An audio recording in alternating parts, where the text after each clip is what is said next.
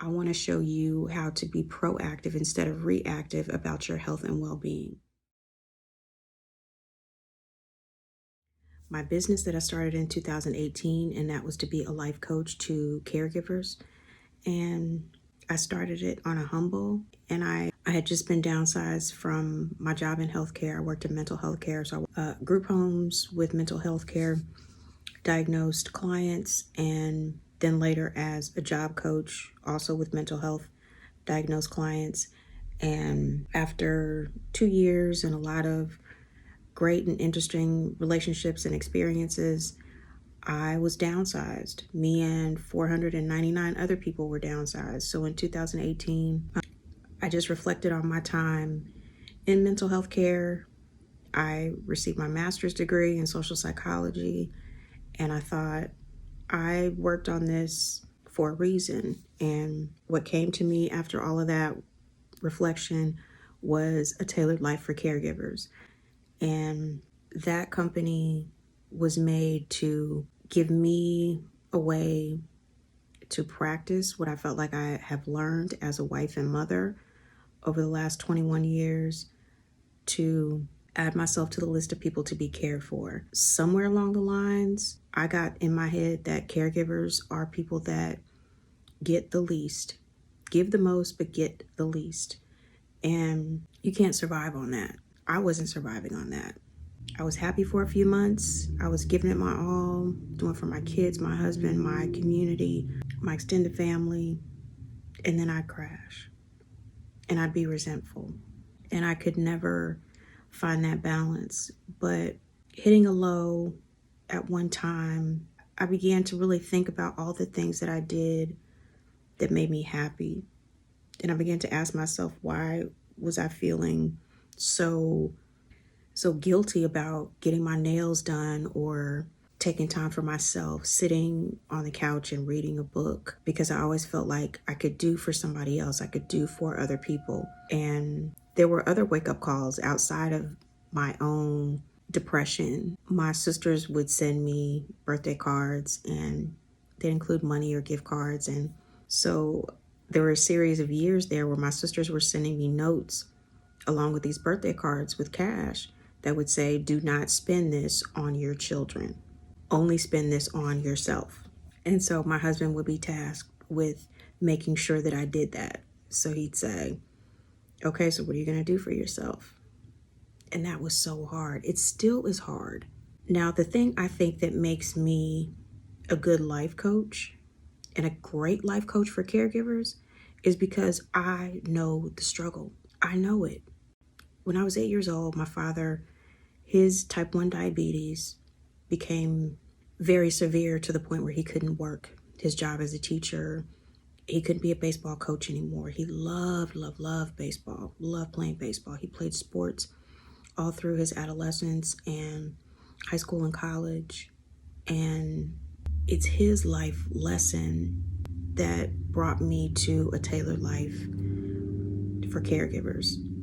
Because when I was 8 years old, his health declined to the point where he had to be homebound. A nurse that came during the day when my sisters and I and my mom were all gone to school or to work. My mom's also a teacher. She's still a teacher.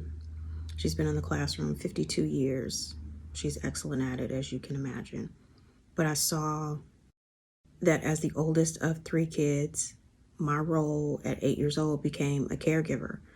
I was a non-willing caregiver or an unwilling caregiver. From age 8 to 11, my father died when I was 11. I've told this story a million times, but I still always get choked up. It's hard for a kid to process a lot of stuff, but how you learn to take care of other human beings and how you still take care of yourself, a lot can get muddied. And my father died early October. My 12th birthday was the day after his funeral. And for a long time, I felt like that meant that celebrating myself, celebrating me being alive wasn't important. I almost felt like God was saying, this just verifies that you're not important. And boy, I tell you, it's taken a lot for me to learn that that was wrong, but a lot of what I've had to unlearn has impacted my adult life, and I am happier now. These are tears, but I feel sad for that little girl that didn't know better. I didn't know the questions to ask. But over the course of my life, I have had great caregivers that have watched me and tried to give me advice and tools and just help me take care of myself and living my life, having my experiences, falling in love, being a mother, being a wife, being now a grandmother. I've learned a lot. So the reason that I feel like I'm a good life coach is because life has come at me from a lot of different angles with the bitter and the sweet. And I've learned a few things. Something that I've learned from my father's life experiences, I didn't know that because of him, my father having diabetes, being diagnosed with diabetes when he was a child, that there were a lot of decisions that he made in his life to extend his life. He was under a doctor's care from childhood to manage his diabetes. So a child born in the late 40s, and then in the 80s for his health to decline to the point where he needed to be homebound. I learned a lot about his story years after he died. And my mom was explaining to me that when they got married, that my dad and she talked about the kind of work that they wanted to do. My father had great athletic ability, but the doctor told him that the more he played sports, that it would decline his health. He loved baseball and he was an excellent baseball player. He got a chance to play in the minor leagues in Cleveland, but turned it down because it could exacerbate the decline of his health. And he decided, once he and my mother got married, that he would become a teacher. So he went to school, got his graduate degree. My mom did as well. And during that time, I was born. And then some years later, then my two younger sisters were born. And it occurred to me that I and my sisters may not be here had my father not made that choice, his choice of self-care. And that was to still enjoy love and life with his wife and start a family. And instead of playing baseball or basketball or football, he coached a little league team. And he was great at it. He enjoyed that very much. He took a lot of our male family members under his wing, those that had estranged fathers or whatever their situation was. Anybody that kind of needed that surrogate dad, he was that guy. But none of us would have had him had he not made that choice of self-care. And coming to that realization, I realized that I have choices. And I feel like I'm a person that is empathetic and caring for the human condition. I want to help other people. But the trick is that I have to learn to help myself. Because if I don't, it's like the airline attendants say on the flight, in the event of an emergency, please secure your mask before helping others. That was the thing that I couldn't do. I didn't know how to do it.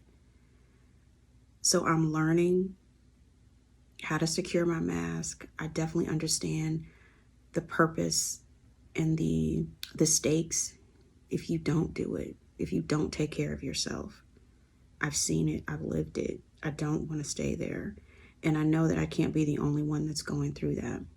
I call this company A Tailored Life for Caregivers because if you can take away a few things here, snip a few things there, maybe that's my background in fashion design and merchandising. If something doesn't fit, you take it in, you put a dart in it, you take the sides in, you hem the pants, you tailor it for yourself. So A Tailored Life for Caregivers was born out of the need for tailoring a life for myself. Because although I'm a wife and mother, I do have an aging mother. I have aging in-laws. On my channel, I tell stories about my mother and my mother-in-law, both recovering from knee replacement surgery, being at two different facilities during the same time. It was bananas for my husband and I. And we really had to set up parameters for ourselves to deal with our mothers who are two strong personalities that want what they want. They want their grandbabies. They want their kids front and center. And if you've ever had any kind of knee replacement, hip replacement, that is traumatic. So you are going to go through your ups and downs with your recovery, and you lean on your family. And so I was a caregiver to my mom, who's been a widower for a very long time. And my mom and I live in the same state. My sisters live out of state. So she leans on me. She leaned on my husband and our kids during that time, as well as my mother-in-law. So we were caregivers during those times, but we're constant caregivers for our kids and now our grandson. So there are different things that happen. So I think of myself as a caregiver all the time because I'm always supposed to be taking care of myself. I know that now. I understand that now. And I know that I can't be the only person that goes through these phases where you have to take care of more than just yourself. In my case, I had to take care of more than just myself and my kids. My husband had some health concerns. He wasn't able to do what he was normally able to do. So he became someone that I cared for because of health concerns. So many of us go through these phases, and much love and respect to those that have family members that have long-term illnesses or disabilities that challenge you in a way that the average person wouldn't have. But I just found that if you don't think of yourself as a caregiver all the time, and you have instances where your mother and your mother-in-law are both in different rehab facilities recovering from knee replacement surgery, you will be an unhappy, disgruntled person if you don't have parameters, if you don't have the tools to help yourself understand that you are important, that you don't need to feel guilty about wanting to take time for yourself. But if self-care is already built into how you live your life and how you act and react. So my tagline is, I want to show you how to be proactive instead of reactive about your health and well-being. So there are going to be what I call busy times of the year. So it was definitely a busy time when my mother-in-law and my mother are both in rehab after surgery. So there were things that I have in place that I can do during busy times.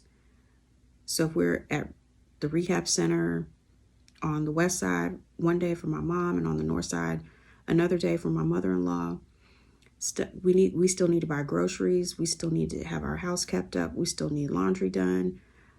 So in those busy seasons, the way I care for myself and our family is that I'm dropping off laundry during my lunch hour, where they weigh it by the pound, and you come back a few hours later and you come pick up that laundry, so that I'm not up till 1, 2 o'clock in the morning trying to do laundry so that everybody has something clean to wear. Groceries, I'm ordering groceries online. I can do that on my phone. I can do that on my computer. I can have those things delivered for when I get home, or I can go pick them up. I can schedule those so when I'm leaving the rehab center, I can go pick up those groceries and we can all head home. Paying bills online. During those busy seasons, I was going to say something about calling in a cleaning service, knowing that we're not going to be here, but we're still going to be taking showers and walking or using dishes and all kinds of stuff like that, we're still going to need our house cleaned. So having time set aside to be able to do those things is not always possible. To clean your house, to buy groceries, to do laundry, those are some basic things that always need to happen in every household. So during the busy season, that's what we relied on. But if your level of caregiving changes in an instant and you don't have something to fall back on, that's really, really difficult to make that adjustment. So once my mother-in-law finished rehab, once my mother was out of rehab, then things went back to normal. But in the meantime, I didn't have to lose my family's care, my care of my family, or my self-care. I was still able to get those groceries. We were still able to get bills paid. We were still able to get laundry done. We still had our home clean and sanitary for our family. Things like that. Those are the messages I want to share with other people that are like me. I may not have a family member now, like my dad, back when I was 8, 9, 10, 11, that was in the home, that needed special care, that kind of stuff. But I could. And I want to have the tools ready and available for those busy times. And I want to be able to implement those when I need those. So that's what A Tailored Life is all about. It's about showing you a slice of life that anybody or everybody can go through and experience, and how you deal with it, how you stay away from depression, how you make sure that you're still a priority. There are going to be times when your community is going to need you more than maybe you're used to on a regular basis. But the 5 areas of well-being that A Tailored Life for Caregivers deals with: career, physical, financial, social, personal well-being. And financial well-being, what you're doing, how you're paying your bills. Do you have the money that you need? Later today, I'm going to look over our budget. That is financial well-being. I don't want to ever look at our account on my phone and realize, oh my God, we have 5 overdraft fees and all these things bounce. So when, our paychecks come in, boy, that's going to be a lot going out. That is stressful. That is not self-care. That is not me being proactive. I am being reactive. No, don't do that. That's not necessary. I worked at a credit union for 2 years as a teller. I have seen people go through so many emotions, and it's stressful. And sometimes there are people there with their kids. So their kids see their parents going through these things. And granted, there are things that happen. There are glitches that happen with banks and accounts can be hacked and people can steal money. I mean, there's a lot of things that can happen. I get that. But because not having a way to finance what we need, that can be so stressful. And why not value your time and your money, the money you work hard to earn to take care of you and your family? Why not just touch base on what the budget's looking like for the month? Even if you're not a true budgeter, if you're not somebody that sits down with a pen and paper, or you don't have a spreadsheet, whatever, however you do it, if you know what your bills are going to look like for the next 24 hours, the next 7 days, whatever it is, look ahead. Take that stress off your plate so that you're not having to guess and be stressed and hoping that you have enough money to buy dinner or buy gas for your car or whatever. Finances can be stressful, but if you get ahead of it and find out what you have and what you need, then you can make choices about what you'll use that money for, or what you won't buy, or whatever the case is. So that is financial well-being. So then I can go on and on with those other ones, but I've just learned that there are 5 main areas. I've read a lot of different books and heard a lot of different authors talk about, some people say there's 8 types of well-being. There's 3 types of well-being. There's this, there's that. For me, I want to kind of simplify it down to 5. So on my channel, I like to break those down. I've been struggling trying to figure out how to tell that story, how to give all that. I'm not one that's very much putting all my stuff on social media, so it's been a struggle for me to figure out how to tell that story, how to do that. And I think what I've been doing, honestly, for the last 18 months just hasn't worked. So I'm back at the drawing board. I'm trying to make it better. And I still feel like I know in my gut that what I am trying to share and what I'm saying, there's one person that's out there that needs to hear it.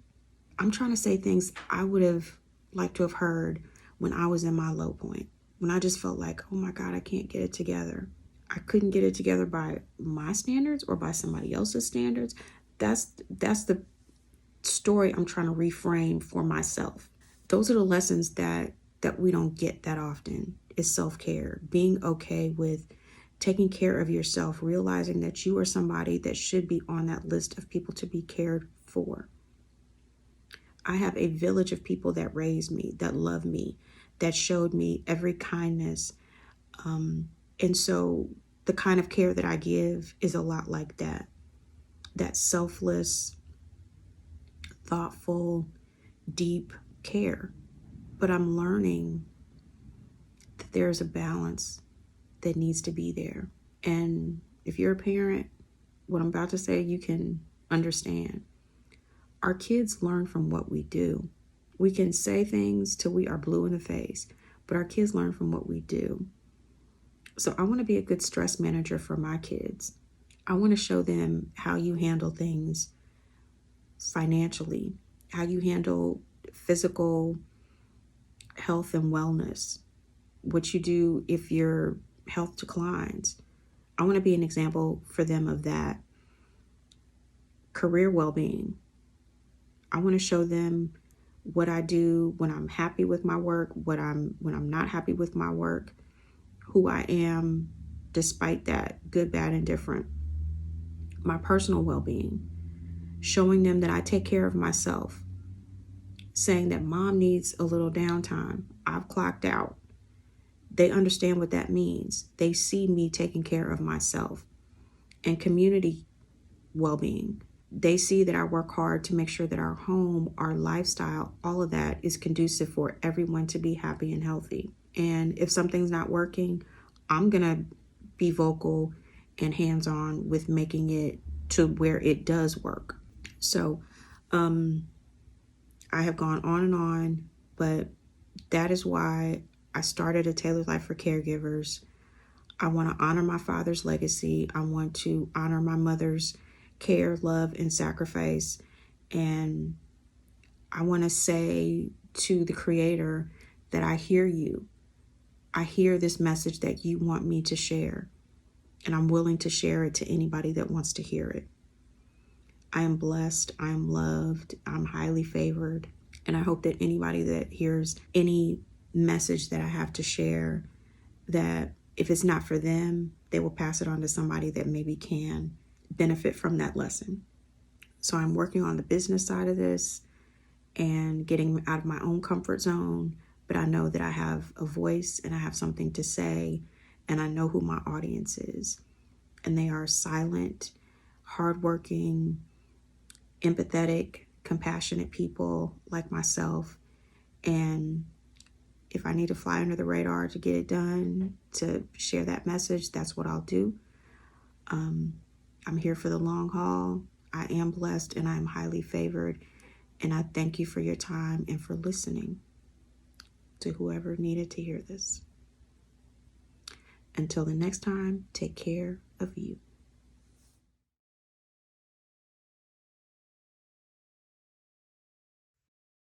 Since you've not been in my care very long, there are 2 things you should know.